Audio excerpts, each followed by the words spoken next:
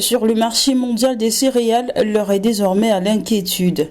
L'accord sur les exportations de céréales vers la mer Noire est désormais suspendu. Le lundi 17 juillet 2023, la Russie a annoncé sa décision de se retirer de l'accord sur initiative céréalière de la mer Noire, conclu sous l'égide des Nations Unies.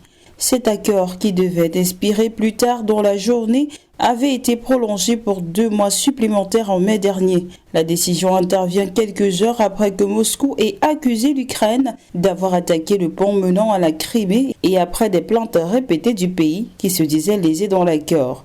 Selon le Kremlin, malgré les garanties accordées dans le cadre de l'accord, les obstacles aux exportations russes de produits alimentaires et d'engrais demeurent. Parmi ceux-ci, la non-reconnexion de la Banque agricole russe au système de paiement SWIFT et le blocage des ventes d'ammoniac en raison de la non-remise en service d'un pipeline connectant le port russe de Togliatti à celui ukrainien de Pivdeni, qui avait été endommagé avec une explosion au début du mois de juin. Je tiens à souligner que rien n'a été fait, rien du tout. Tout se fait à sens unique, avait martelé le président Vladimir Poutine le 14 juillet dernier. Pour rappel, l'accord céréalier sur la mer Noire a permis à l'Ukraine d'expédier près de 33 millions de tonnes de produits agricoles en dépit de la guerre, principalement vers l'Asie, soit 46% du total. En Europe de l'Ouest, 40% et l'Afrique, 12%.